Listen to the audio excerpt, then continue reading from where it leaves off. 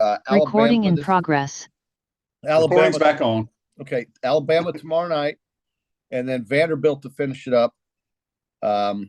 Somehow Vanderbilt won a game last week. They beat Arkansas, but Well, they've won Alabama, like 3 or 4 games. But by yeah, the way, they've played a little bit better here lately, but probably too little, too late, of course. But listen. I think Alabama is a very vulnerable basketball team when you get them on the road. well, somebody here on this show has told you that multiple times. Well, they had a tough game with Tennessee. Tennessee looks to be the regular season winner right now in the SEC. I don't know. I think we'll see a really exciting game. It'll be high scoring tomorrow night. One of the things, though, that I want you to address, QB, and I want to hear from Mike Morgan later today, is what Florida's problem is against the zone defense. A lot of guys emailed me and texted me yesterday. Saturday, talking about the Gators' problems against the zone defense. Do you agree with that, or do you see an issue here? No, I mean, look, again, everybody looks at their team and what happens. Well, my man Paul from Pensacola, who's rolling in here tomorrow night, was very adamant about how Florida just cannot beat the zone.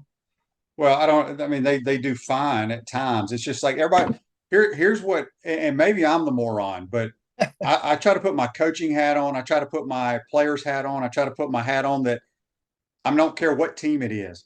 You're not going to score every possession. You're going to go through slumps. I mean, think about, I watched Alabama the other night, JC. They were up 6 points. Next time I went to the kitchen, next thing I know, they're down like 6.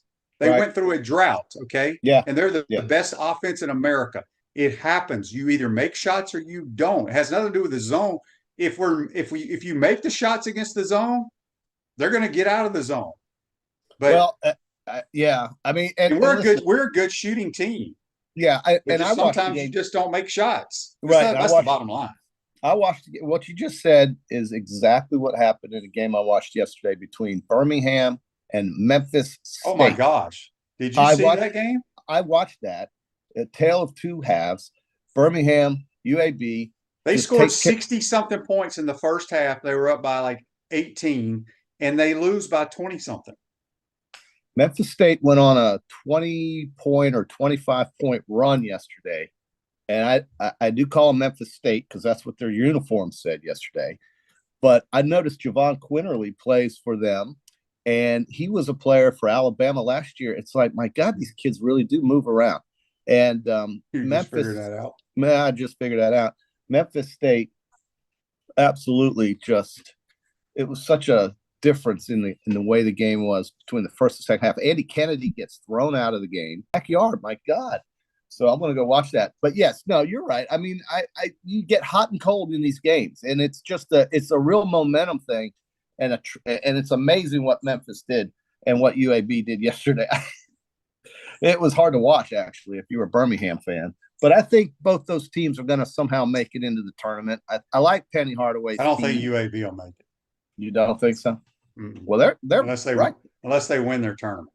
Okay, maybe you're right. That's the one. That's the league with FAU and heck, I'm forgetting the other team, but that's probably South Florida. FAU's going to have to play their tails off to get into the dance. FAU and South Florida are in that. So you're saying only the league champion will make a tournament from that? I'm not saying that. I'm just saying FAU is like an 11 seed right now, and that's not a guarantee of getting in. Right. Well, okay. Well, I guess it's going to come down to their conference tournament. Yeah. And okay, and I think Tony, yeah, go ahead, Tony, real quick, because Facebook Live moves now. You can't scroll back and forth. So if I don't see it right now, folks, Facebook does not allow you to go up and down for whatever freaking reason. Tony says it has been harder for anyone in college basketball to hold a lead. The shot clock isn't 45 or 35 like the old days and doesn't reset all the way after an offensive rebound. So true. Many more possessions, I would imagine. Yeah, the whole deal about blowing leads and all that. The Gators ain't the only people doing that, people. Right. It happens to the top teams in America. There's a bunch of texts here on the Titan MR text line. Let me get to it here. As they come up. I'll pick a few here and there. This is from Paul in Pensacola. He said Yeah. ETN said over the last couple of days that he left because he wanted to play for a winning team. Yeah. What he failed to man up is that he was a contributor to the losing. If he wanted to stay on the field, he should learn to block. Great point. When he ran out of bounds at the end of it wasn't the Florida State game, that was the Missouri game. When we're trying to kill the clock instead of taking a hit or even attempting to get the first down, I knew something was wrong. I guess now we know where his heart was. Thanks for the text, Paul. We got another text from Roger. Go ahead. You want to comment on that? No, I hate that these guys who leave here have to still talk about, what they didn't like about here instead of talking about where they are now. I don't know. I guess that's just part of answering questions that podcasters ask. But I'm sorry. Finish your thought, QB. Well, Greg says here on Facebook Live, brought to you by Mellon Law, QB's analysis of Florida's entire basketball season is you either make shots or you miss shots. That's some deep research. Well, Greg, like I said, you ain't got to listen. But I can tell you right now, Mark Wise knows a lot more than I do. He coached at Kentucky and multiple other places. He says you have to make shots to win basketball games. That's simple. That's simple. That was kind of funny, though, the way Greg described it. Well, it is kind of funny, but it's the facts. It's just like in football. You better score more than the other damn team. Now, in football, you got to score. You got to stop them. Basketball, you can go without stopping people. Alabama is a prime example of that. They outscore people. They don't play defense either. No. So, look, the basketball team is damn good. If you don't see that, you don't know sports. This basketball team will be just fine. Trust me. You're very, very adamant about your Gator basketball team. I mean, it's just a loss against a tournament team on the road. Top-ranked team who's like number 12 in America. Yeah, I mean, they're not one of those teams that you just roll in, take care of business, and walk on out the door. They're very good. South Carolina. I saw where Marquette went on the road and they lost this weekend, and they're like number 5 in America. It just baffles me how people get so upset over a loss. Well, I mean, I thought, I mean, it's tough because in basketball, college basketball, I understand about your seedings, but Florida is going to be anywhere between a 6 and a 10, regardless of what they do the rest of the year. I don't care if they go win the SEC tournament. I don't think they get up to the 5 line. Okay, so all it matters is when you get to the NCAA tournament, you got to see who you're matched up with and then go play. Everything that you did in those 30-something games does not matter then. Doesn't matter if we couldn't shoot against the zone. It doesn't matter that we turned it over against Virginia because we didn't have Pullen at the time. None of that crap matters. All right. We got a text here on the Titan of our text line from Will. He says, would love y'all's thoughts on the hiring of the other offensive line coach, Jonathan DeCoster. So, JC, over the weekend, the Gators got another assistant coach. I have to admit, I thought about that the whole weekend when I was playing golf. What we were going to do with that assistant coaching hire. It's good that he's filling out his staff. It feels like he must have thought after the year that there were a lot of holes to fill, and that he had to just bring more people on board. I mean, I don't know. Well, no, this is an actual coach because we lost this coach to the Redskins. Yeah. This is the number 2 O-line coach. Right, I know nothing about him. I don't know anything about it. I'm not going to lose any sleep over it. What does it matter? You're not going to remember. Who cares? This is his staff. I've never talked more about a coach's staff than I think the one staff we talked a lot about was when Steve Spurrier got hired and coaches he brought on board. Carl Franks, Tim Markham. Nobody knew who the hell any of those people were. James Bates. We talked a lot about the staff back then, QB. I don't know. Lives did not change because we all know who was calling the plays, and we all know who was going to take, where the buck stopped. It stopped with Stephen Orr. So, JC, what's funny is somebody sent me I guess Florida Victorious is doing some kind of poll. We're going to have the folks from Florida Victorious actually on the program on Friday. Good. But they sent some kind of like poll. Somebody sent it to me. I just looked at it. I looked at the comments on it. And there was like 200 and something comments referring to this poll. Wow. I didn't look at all of them, but I would say 90% of the comments, what do you think they said? And I don't know what the survey was about, but what do you think these comments of the people, what do you think they said? I would say the tone of the comments surrounded the offense and what Billy's going to do to make the offense better. That's all. It was all about we need a play caller. I'm like, these damn people do not understand football. So anyway, Rodney says on Facebook Live, brought to you by Melvin Law. It really pisses Jane and you off. JC, any thoughts on Spurrier's comments of Napier's of the Gator football program? I don't. What did Coach Spurrier say? Do you know? Well, I mean, I watched your interview with him from the restaurant last week, and I didn't know he was being interviewed by others. So no, I'm sorry. I missed that too. I don't know what you're referring to. I'll mention it, but I will say I did not need to hear Trevor Etienne say that he didn't want to play for a losing program anymore. I didn't need to hear Emmitt Smith say the things he said. You want to go into that, QB, at all? Well, we have a text here on the Titan MR text line from Roger in New Orleans. In NOLA. He says, what do y'all think about Emmitt's comments about UF firing the DEI employees? Well, I mean, listen, this school is being led by different people now. Okay. Kent Fuchs is gone. There is a new president, and I think, Ron DeSantis is the governor here, and that's the way it is. Emmitt doesn't have to like it. Emmitt can do whatever Emmitt wants to do, but and say whatever he wants. It's a free country. Of course it is. He can say, well, most people believe it's a free country, and he can say whatever he wants. As far as DEI goes, I'm always a guy that believes in merit-based promotion. I'm not a guy that believes on incendiary promotions led by other issues. I promote based off merit. And that's the biggest thing. And I don't really care what they do up here because I don't work for the University of Florida. They can do what they want. Any school can do what they want. What Emmitt thinks is what Emmitt thinks. But that's not happening just at UF. That's happening at all the schools in the state of Florida, if I'm not mistaken. Right. Well, that's the state of Florida for you.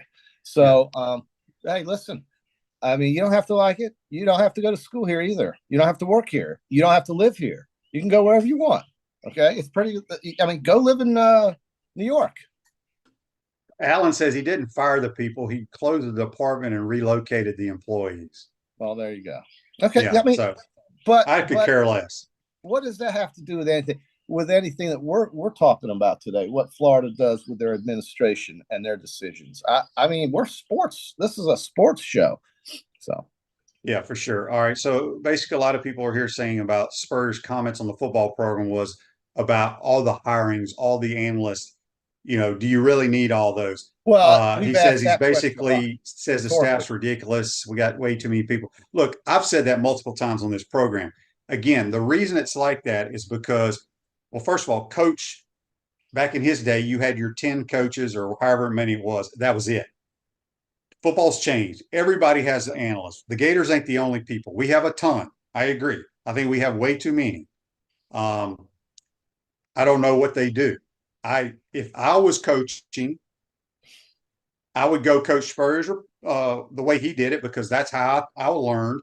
I would probably have 5 to 10 analysts to take some responsibility off my assistant coaches in different parts of the scouting department and breaking down team and all that kind of stuff. So yeah. Anyway, I mean, how you structure your staff is up to you, but the results are going to determine whether or not you're criticized. And right now, that's all we're hearing. So, yeah. So, you got to go win games. Simple as that. Really also, shout out to gymnastics. They won the SEC regular season championship this weekend with a win over Kentucky. Yeah. To take that.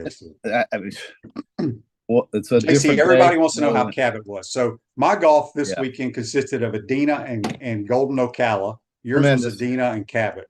Yeah, and it just seems like once you go south 15 minutes out of Gainesville or even out of Alachua County, all of a sudden the world opens up for you in golf. Now, I know we've got some viewers who are about as interested in golf as I am in washing a car. I just don't, but we talk about golf here. That's just the way it is because the QB and I like golf. So we got the chance to play courses in Marion County, and I went a little further south to Brooksville.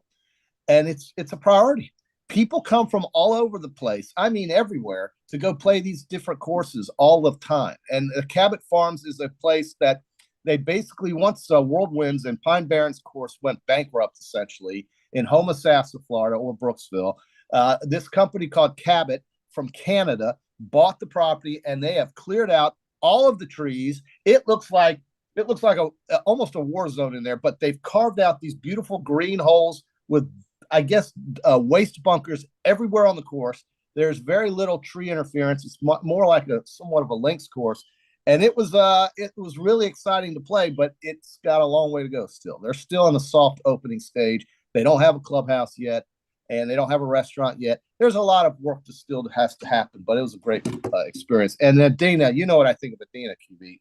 Within 30 miles, that is my favorite golf course anywhere near here. I love that place. It fits my eye when I hit the ball there. And the conditions and the people there, Patrick Jenkins, Gary, Mike Timpson, all of the Katie, the beverage and food director, they treat you like kings down there. So certainly give it a shot and give them a call and talk about membership deals at Adena, because it's a Reggie says on Facebook Live, brought to you Meldon Law, the guys that complain about golf, where'd that thing go? The guys that complain about talking golf are the guys that can't hit it past the ladies' tees. Well, I mean, if you don't like golf, then you might as well shut this thing off right now. I mean, golf's my favorite sport. Don't waste your time watching this show. I mean, turn on auto. Go look at cars or something. But Philip says, Shane, he says, Shane, have you or JC ever correctly predicted the winner of a golf tournament? We've done it multiple times. Many times. This must be a new viewer. It must be a new viewer. Must be. He must have got our picks this weekend from the Honda Classic or whatever it's called, because our golfers stink. I don't even know if they even made the cut. Well, it's on. Weather interfered with their final round. Tyson Alexander, by the way, is probably going to be in top 10 finish. And we're going to see maybe Austin Eckroad or whoever win a tournament. And Billy Horschel, I think, has a few holes to finish. He was, I think, rained out, and he had 2 holes left. It must be really tough for some of these guys to have to stay an extra night, knowing that they've only got 1 or 2 holes left to play to collect that paycheck. I think Billy Horschel had 1 hole to play. So he's got to stick around, but that paycheck will be worth it. Absolutely. Radware is a family-owned business that prides itself in excellent customer service while providing quality and affordable promotional products and customized apparel. Speaking with JC on the Titan Tomorrow hotline, courtesy of Duffield Home Improvements, we'll have Mike Morgan from the SEC Network. This Day in Sports brought to you by Campus USA Credit Union. Put some star power to work in your financial life at Campus USA Credit Union. Now, what in the world just happened? Oh, why did this thing switch? Okay, so I'm pulling it back up. But This Day in Sports in 1970, man, why did this thing switch? Jacksonville University was the first college basketball team to average over 100 points a game. Think about that. Averaged over 100. What year was that? You know who was on that team? Artis Gilmore. Yeah. What year was that? 1970. Dang. 54 years. I think that's when they went to the Final Four, right? Could have been, yeah. Could have been. JU was a cool team. They played in the Jacksonville Memorial Coliseum back in those days. I thought they played in that little dump on campus. Toomey Gym or Tui Gym or something. Yeah. Well, it is true that Artis Gilmore did play for the JU Dolphins. But look, tomorrow night, big night. I'm really loving the fact that the Alabama game has been moved to 7 p.m. QB. Is everybody happy about that? I am. And absolutely. I think I'm going to try to make my way over that way tomorrow to watch this. I would not have done it if it were at 9 o'clock. I think we're going to see a very exciting game. Lots of up and down kind of thing. Fast breaks. Just 6-second shot clocks for some of these possessions that you'll see tomorrow night. And I think Florida at home is probably, I would be surprised if they weren't favored to win this game. Yeah. Christopher says on Facebook Live, brought to you by Mel Spurs. No, I'm sorry. This is brought to you by Quality Plumbing. Spurs said that the program is not as tidy as Spurrier would like. As tidy? Coach. Coach was not. His program was not very tidy. Tidy. His program was so laid back. Yeah. I mean, like, even when I walk into the facility, which is very seldom, JC. Yeah. It's like, how do I need to act? It's like, Yeah. Back in those days, everything was so relaxed and you just kind of did Well, what you wanted to do. These he's guys are so structured now. It's nuts. he's imported so many people who had no connections to the school, have no connections Well, to the area, to that nothing. everybody does that. I guess Everybody has all maybe. these analysts, so we're beating a Okay. dead horse here. We're beating a Uh, dead horse, but my God, I do agree with the. I don't know if you want to call it a criticism, but I do agree that there's just too many cooks in the kitchen running well, around. those people really, when you say there's too many cooks in the kitchen, they really have no effect on what's going on. That's the problem. Then why have It them? Then why literally, are they on the payroll? literally, I don't know why you need them all. That's my point. All right, so we got a text here on the Titan MR text line from George. He says, "Your thoughts on Ricky Pearsall at the combine?" I don't watch the combine. I saw on Twitter he was outstanding, and I've stated on this program multiple times Yeah, you he's love him. one of the top 10 or top 15 receivers to ever play at this school. I think he had the greatest catch I've ever seen at Florida Field, and that's high praise because I saw Wes Chandler play at Florida Field, and he to me was one of the three greatest Gators wide receivers Well, ever. But I Ricky think Pearsall, he made a he catch. will play in the National Football League for a long, Yeah, I long mean, he's got to stay time. healthy. He's got to stay healthy. But sure, I agree with you. That I think so. Um, I think this draft in April is going to be just awesome to watch. It's going to be if you really follow quarterbacks and you really like the teams that are drafting early. This is for you, man. That draft's going to be great. Yep, for sure. Yeah. JC, JC, you got any thoughts on LeBron scoring 40,000 points? No, because I think the only thing LeBron cares about is whether or not he can win a championship with the Lakers. I will tell you what I did like watching, though, was my Celtics put a 52-point whooping on Golden State. And that coach, Steve Kerr, who I'm not a big fan of, and I liked watching that. I did. Golden State had travel issues coming from Toronto, had to sit on the tarmac for 4 hours or something because their plane didn't work. So they played 3 games in 4 nights and then ran into the Celtics, who are, I think, the best team in basketball. Doesn't mean they're going to win. Denver could beat them. I think Denver is right there with them, but I think the Celtics this year could be their year. We'll see. They won by 52 points, QB. Yeah, I know, but it's NBA. John says on Facebook Live, Ricky is a Welker type. I think I think he can be way better than Wes Welker. He's bigger than Wes Welker. I think he's faster and quicker. And QB, I was with Wes Welker in Miami. Welker's a great player. Great player. Andy says ESPN is talking about JJ McCarthy going to be an overall top 5 pick. Can you see that? I do not see that. Wow, JJ McCarthy. Well, I heard his name connected with the Falcons potentially, Atlanta. But QB is another day goes by, and is there anything more true than Kevin O'Sullivan just owning the Miami Hurricanes? Very true. I mean, that is, if you want to say something that is undeniable and something you cannot argue, it is that Kevin O'Sullivan at the University of Florida has taken over the Miami Hurricanes baseball program. He just owns it. And I love seeing the way Florida played that. It almost felt like when you watch them play a team like Miami, they're really dialed in. They got all the radars and all the gadgets pointing the right way. And then they'll go play somebody on a Wednesday night, and it's like, can we just get to the weekend? But that's the team. Because those games don't matter. Right. So that's the team that you saw play Miami on Friday night and Saturday and Sunday. That's the team that I think we're going to be watching for the bulk of this season, and somebody you can get behind and bring 7,000 fans to Condron. Yeah.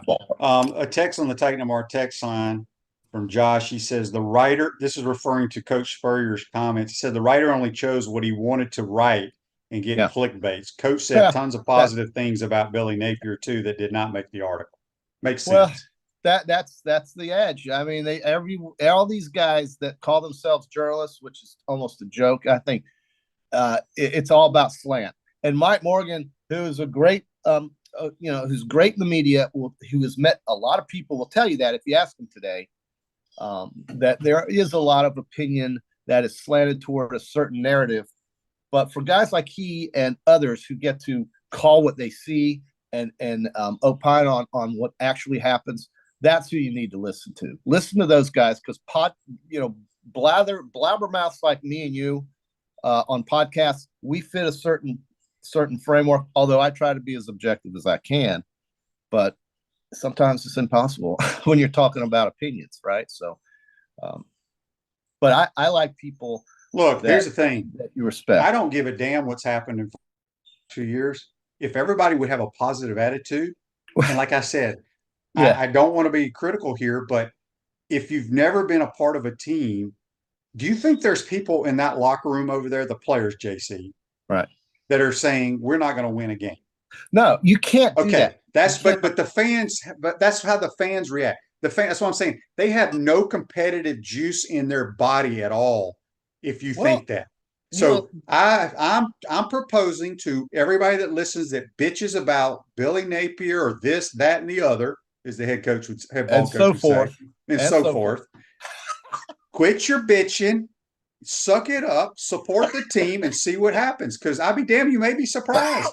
Go play the freaking game. I will tell you that the first 6 games on that schedule, and you don't know about the last 6 because we don't know how injuries and how things will transpire throughout the season for all of these teams, these great teams we're going to play, the Gators that is, going to play at the end of the year. If they can get off to a fast start, win 4 or 5 of those first 6 games or all 6, who knows? But just think about how different everything can be. If you jump out the gate, you beat Kentucky for the first time in 4 years or 3 years, you can handle – play hard up in Knoxville and handle your business at home with Miami, then everything will change toward the way you look at those last 6 games. I got to believe that. Because I don't think we're going to see a repeat of them winning 5 games, going into the Georgia game, and then getting skunked the rest of the year. I just can't imagine that's going to happen 2 years in a row. All right, well, we got to get to Mike Moore and talk a little hoops. Right. But yeah, I've had enough.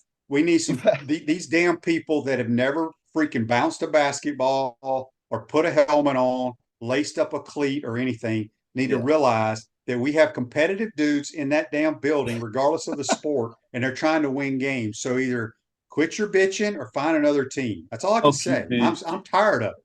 Well, QB, I get it. All right. Well, it's just like JC. I will play anybody, anywhere in golf if they want to play. I ain't scared of anybody. No. Okay. So I like to compete. And I think we got a lot of competitors, regardless of the sport, over there on campus. They better. All right. Yeah, and I do too. And I'm we've got all summer to discuss. Yes, we do. All right, that's let's JC. Hear what old Mike's got to say. JC, join us on the Titan Number Hotline. We're going to take a quick timeout. We'll come back. We'll talk a little hoops with Mike Morgan from the SEC Network. You're watching and listening to PodUp, Matthews in the Morning. We want to take this moment to thank our sponsors who keep the show going and pay the bills. Our premium sponsors are Crime Prevention Security Systems, large enough to serve you, small enough to care.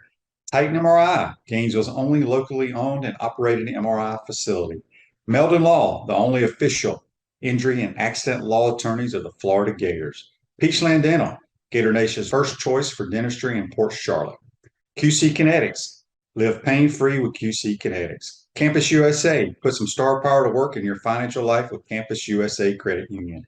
Dave & Buster's, eat, drink, play, watch. Radware, your local provider of promotional products, uniforms, and apparel. Our Gridiron sponsors are Auto ER, UF Bookstores, Silverback Concrete, Ruse Ogre State Farm Insurance, Radware, F45, Quality Plumbing. Our touchdown sponsors are Adams Ribs, Gator Dominoes, Celebrate Primary Care, Gator Bait Media, Okido America, Style Cuts, Ironwood Golf Course, Big Mills Cheesesteak, McDonald's of Gainesville, 84 Lumber, Dowling Signs, Baker's Sporting Goods, Silver Q Billiards and Sports Bar. If you're interested in promoting your business on the show, call Freddie at 352-284-3733.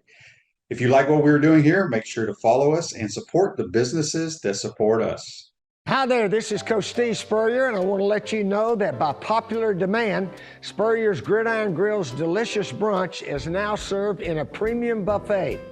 You have spoken, we have listened, and we're now serving Gainesville's only elevated buffet, complete with an omelet station, ginger sage chicken sausage, shredded short rib, and of course our chicken and waffles. Plus, you can enjoy bottomless mimosas and Bloody Marys. So join us every Saturday and Sunday from 11 to 3 for the best brunch in town. Silverback Concrete is a family-led team of heavy concrete specialists that build commercial structure with unrivaled quality. Silverback Concrete, you stand on it, we stand by it. We're going to go back to the Titan MR hotline courtesy of Duffield Home Improvements. And our guest is Mike Morgan from the SEC Network. He's brought to you by Campus USA Credit Union. How you doing, my man? Shane, I'm doing great. Back home after a lengthy road trip, much of which was in Gainesville for back-to-back Gator games. Good to finally break bread with you, and great to be back on your show. Real quick, what games you got this week? I'm heading to Fayetteville tomorrow for the Wednesday night game. They play LSU, who I just had, and LSU is that sleeper team like nobody's paying attention to. They're in the upper half. They're 8-8 in the SEC, and they're in the upper half of the conference standings. Yeah. So they're like that team. It's just if they peak in the SEC tournament, look out because they got a chance to do some stuff. Yeah, it's pretty nuts. Let's go ahead and jump into the Gators. They lose a heartbreaker against Carolina. I mean, I only got to see bits and pieces of the game, and they had a lead, but Carolina's a good team, man. It's on the road. But Paul's question here on YouTube, brought to you by Quality Plumbing. Mike, do you think we will see a lot of zone defense, which seems to give us trouble? Yeah. So, and I mentioned this on another show about I thought that South Carolina, who does not play a lot of zone, that's not their thing. They're a man-to-man team. But the game I did do, if you remember the Missouri game, I mean, Florida's clearly a better team than Missouri, and they outplayed them for most of that game.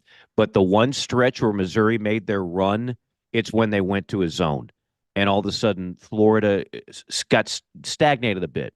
One of the strengths of Florida is they have guards that can get by you. They're not just good shooters, but like it's really hard to keep Clayton and pull in front of you. They can just blow by you. Well, the zone neutralizes that. The zone takes away guys beating you off the bounce, and it basically dares you to shoot three-pointers. And it's not like Florida's incapable of shooting the three, but that's not what I would call their strength. And it worked for Missouri, and Carolina then did it, and obviously was the key part of that game. Look, eventually there's other ways to dissect it and defeat it. I'm not saying that all of a sudden Florida is just going to be this inept team that doesn't know how to beat a zone. That's not the case. But I do think, and Mark and I have talked about this a number of times, I can't believe that more teams do not zone. Because there are a lot of teams in college basketball, Shane, that just do not want to see a zone. They don't want to face a zone. Right. But a lot of coaches that if they play man defense, their teams cannot play zone defense. And it kind of sounds weird to the average fan, but it's no different than in football. Playing man coverage is easy. I got that dude no matter where he goes. If we call whatever zone in defense in the secondary, guys get lost with route combinations. Right. And it's really hard to believe because me personally, I've never been a DB in my life. But if I was a DB, I'd much rather play zone. Heck yeah. But these dudes nowadays, they have so much trauma. And I'm talking football, but I think it translates the same way to basketball. And in basketball, when you have man, shot goes up, that's your dude you're blocking out. Right. If you're in a zone, you're just kind of like watching the ball go and you're not blocking out a certain person. So that's why these coaches don't like zone. No question. And it does it adds a level of discipline and thinking. Like I'll make another football analogy. Teams, great defenses hate playing that one team a year that plays a friggin' triple option, right? Right. Because it's assignment football and they don't see it all year and they don't practice it all year. And then all of a sudden it's like, oh man, I got to change every concept that I've had all year. And sometimes that's what a zone can do. And again, you can mix up zones. Like Missouri was going 1-3-1, you can go 2-3, you can do matchup zone. So you can really, if you practice it and work on it, you can cause an offense a lot of different issues. The one thing that Florida does so well, and they won the battle of the boards again, right? I mean, they still, if you go back and look at the offense, I think they had 9 offensive rebounds. So when the knock on playing a zone is very often when you play a zone, you get kind of loosey-goosey on your area, and then the shot goes up, and you're not finding a man to put your butt into. because you don't have a man. You're a zone. So a lot of times teams that zone don't rebound real well. And that should actually benefit Florida on the offensive glass. And it did. I mean, Florida, again, won the battle of the glass. Look, make no mistake about it. Florida played a good basketball game. This is not about what Florida didn't do well. It's more about a really good South Carolina team that was at home in front of a packed house. And look, if Michi Johnson, who is a streaky shooter, if he does not hit that three, and I'm not going to tell you that was a great shot, because if he misses it, it's like, what are you doing, dude? That's a settle. But he made it, and that's the difference in the ball game. Yeah, and usually gets zone. I mean, get people out of zone is knock down threes. I mean, when you reverse the basketball against a zone, usually those wing shots are wide open from the usually they are. But you know what's funny, Shane? It's I think mentally sometimes even guys that are good shooters, the hardest ones to hit are the ones that are wide open. It's like a wide receiver. Yeah. Right. If you're wide open, you start thinking, man, I can't drop this, and then you do. So sometimes shooters are actually better with a little more of a contested shot than they are a wide open shot against a zone. Yeah. Big game over the weekend, I guess, would be Tennessee at Alabama. Alabama had a 6 or 7 point lead there, kind of late in the second half, and Tennessee went on a run. It looks like Tennessee will win. I guess they sit in the position right now to win the regular season title. Yeah, still got Kentucky in the finale. Right. So in Kentucky, man, they're just scoring hundreds of points, obviously. Insane. They were down to Arkansas and had to make them run. Yeah. So I haven't even looked at this week's schedule. We got any good matchups? Well, I'm kind of looking ahead, I guess. But so Tennessee, as you mentioned, they're kind of in the driver's seat, right? And for my money, they're still the best top to bottom team in this league. That doesn't mean they're going to be in the Final Four. That doesn't mean other teams like a Florida might not have a better tournament. It's so much of it is matchups and a bit of a crapshoot. But that same Tennessee team they lost at home to South Carolina. They play in Columbia. It's either Tuesday or Wednesday night. I can't remember. So that to me is very juicy. If they win that one, it's all but over for the conference race. But if they don't, and remember they still have Kentucky to finish, we could have perhaps even a tie for the conference championship. It's a really good race, and the Tennessee win at Alabama. And I watched that game from my hotel room. That was really impressive. That to me was a statement by Tennessee. Like, look, we might not be the flashiest, and Alabama, they're like the shiny object that everybody loves to watch, and Kentucky's getting all the conversation, and Carolina and Florida have been playing really well. But do not forget about us. We defend as well as anybody. Oh, by the way, we've got Dalton Knecht. And then Knecht didn't have a great game, and other guys picked up the slack. So I thought that was a statement win. Yeah, for sure. Somebody had a question here. I don't know if it was on YouTube or Facebook. I can't find it now. But, here it is right here. Dan asked, is Florida still up for the double bye in the SEC tournament? How can we be one of the top 4 teams, Mike? Well, I have to look at the standings to know that the loss to Carolina is certainly debilitating. In that respect, obviously you would lose the tiebreaker to Carolina for one of those 4 spots. Tennessee, as we've talked about, is in the driver's seat.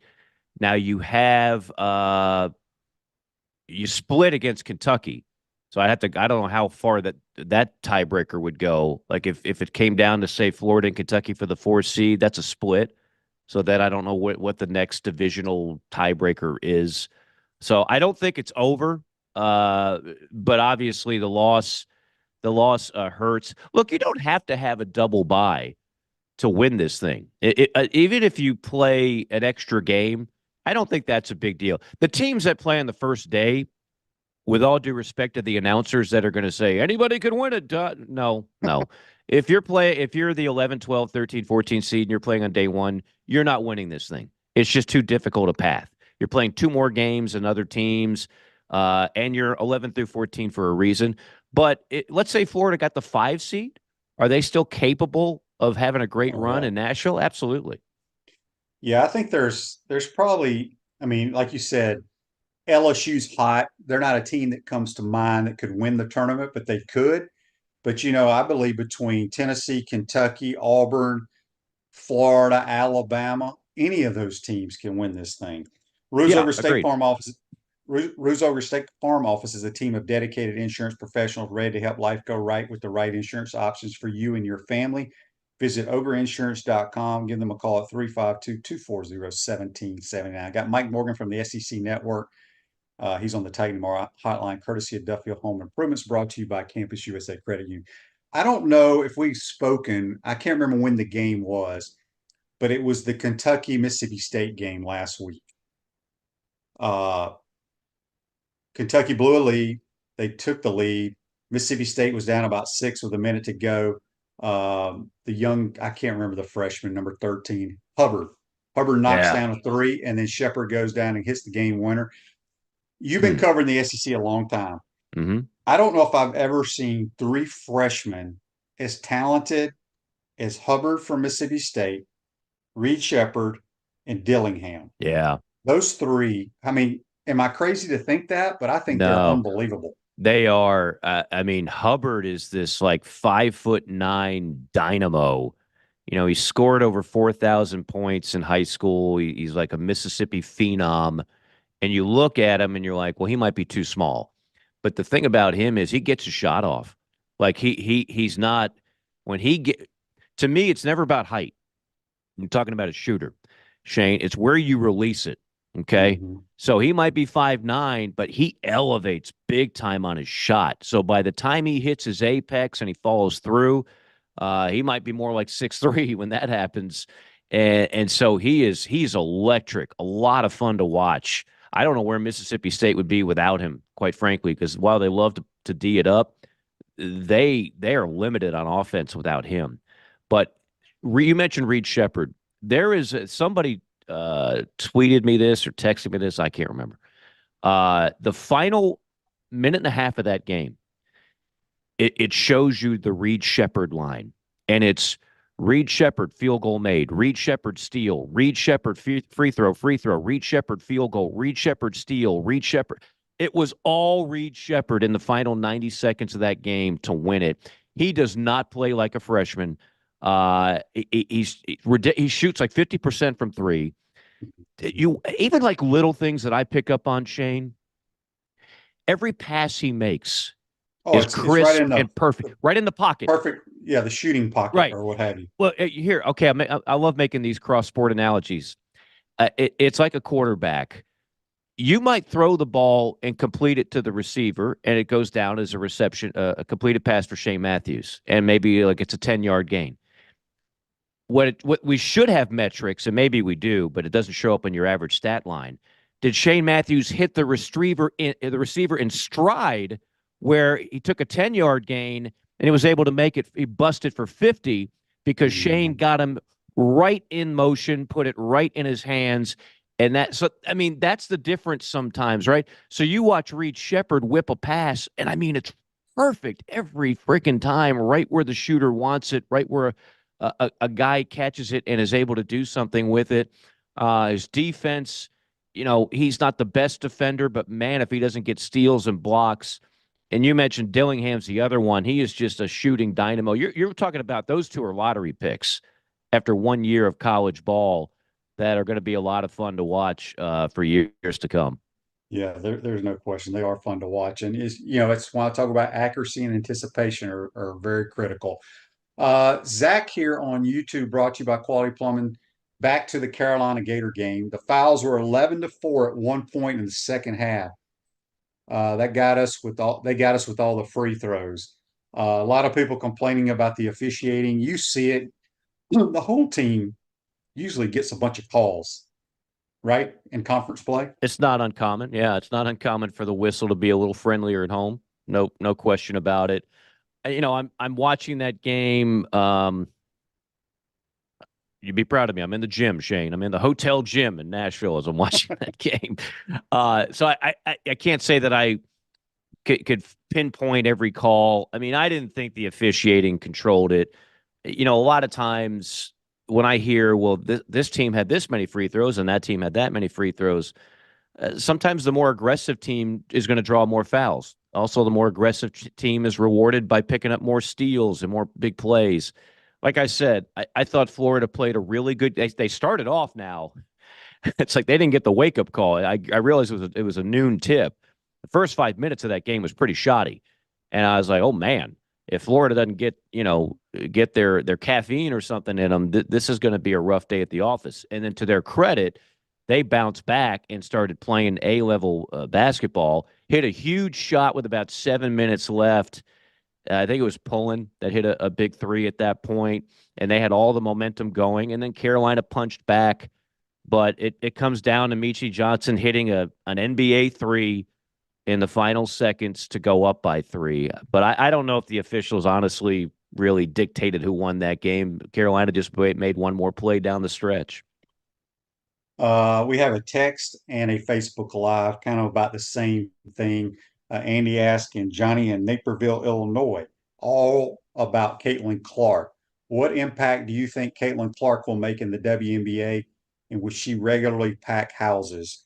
And Johnny's question was basically your thoughts on Caitlin Clark. Have you ever watched her play live? I have not seen her in person. I actually have friends that have gone out of their way that don't ever watch a women's basketball game, that have gone out of their way to see her in person and to watch her on TV. Now, I have watched her on TV several times. She's phenomenal. She's one of the few players that I'll go out of my way to watch. So the hype is real. You've never seen somebody play like that in the women's game. You just haven't.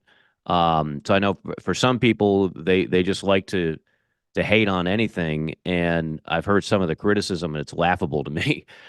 She's going to be the pick of the Indiana, is it Fever? Now, I might watch 7 minutes of a WNBA season a year. Okay, that's the over-under for me.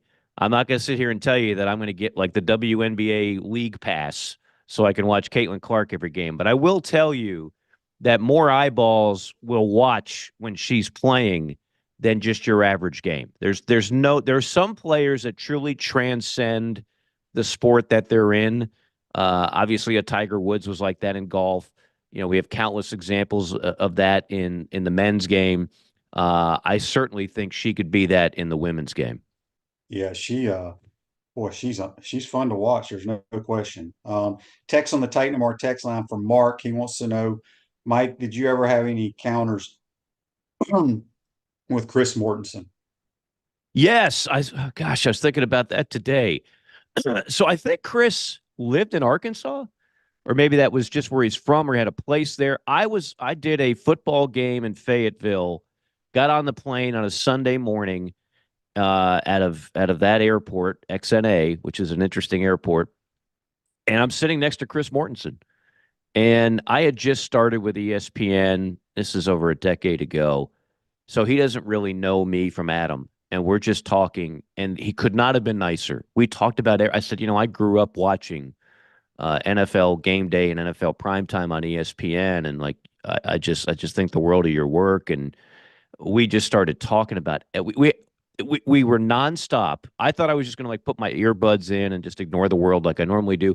We sat there and talked for an hour and 45 minutes about the business and about the NFL. Could not have been nicer. Sometimes people just say nice things about somebody when they pass. It's all real. It's all legitimate on Chris Mortensen. The job he did, as in terms of being a credible reporter, which we're getting away from that, unfortunately, in terms of credibility, that speaks for itself. But I can also tell you, in my one encounter, could not have been a nicer human being. Yeah, it's sad to see. All right, we've run out of time already. Again, wow. What games you got this week? So I've got LSU. I'm doing the LSU train here. LSU at Arkansas, and then I'll be in Baton Rouge for the finale. Mark and I they'll take on Missouri. If they win those next 2 games, they'll start making a lot more noise. And then Mark and I will be doing the Sun Belt Championship next Monday in Pensacola, which is always a lot of fun because that's one of those one-bid leagues. You win it and you're dancing, you lose and your season, and for many of those young men, their career is over. So I always love doing Champ Week. That's one of my favorite events of the year. I wanted to get it real quick. You're in the Atlanta area. I don't know what pick they have in the draft coming up real quick. What are they talking about there? What do you think they're going to do? Oh, it's crazy, Shane. So I made this point during the year. It was not a popular one because I do some work on the afternoon show. All the talk was, we got to win the NFL's worst division, the NFC South. I was like, you know what? What is that going to do? So you can get waxed in the first round of the playoffs and be stuck in the middle of the first round and not get your quarterback. They don't have a quarterback. And if Desmond Ridder is not an NFL starter, if you don't have a quarterback, you're not going anywhere. So rather than just lose, I'm not saying they should have tanked, but if they would have lost a couple more games, they could have been in reach for a Drake May, a Caleb Williams, a Jaden Daniels. Instead, they're in the abyss because all three of those guys will be off the board, and it's too high to take a Bo Nix or a J.J. McCarthy. So the word is that they'll go after a rush end like a Dallas Turner of Alabama, and that's a great pick. Like that's you could get him, and it certainly improves your football team. But you're still not going anywhere without a quarterback. So then the other rumors are you trade for Justin Fields, so I'm not a big believer in. He's a Georgia product, started with Georgia, and then went to Ohio State. He's been erratic at Chicago at best. Or you could really go all in, pull a Panthers-type deal, give up 2 1s, 2 2s, trade from 8 to 1, and try to get like a Caleb Williams, somebody like that. I don't think they're capable of pulling that off. My guess is they're stuck with 8.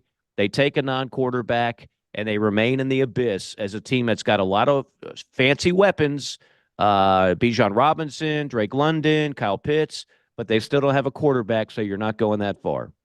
Yeah. Well, we shall see. It's end of this month. Mike, good stuff as always, buddy. We'll talk to you next week. You got it, Shane. Appreciate it. It's Mike Morgan. Join us on the Titan More Hotline, courtesy of Duffield Home Improvements, and brought to you by Campus USA Credit Union. Live a healthier lifestyle with our bold, flavorful smoothies and our amazing food. Tropical smoothie. When you eat better, you feel better. Hope everybody is better out there.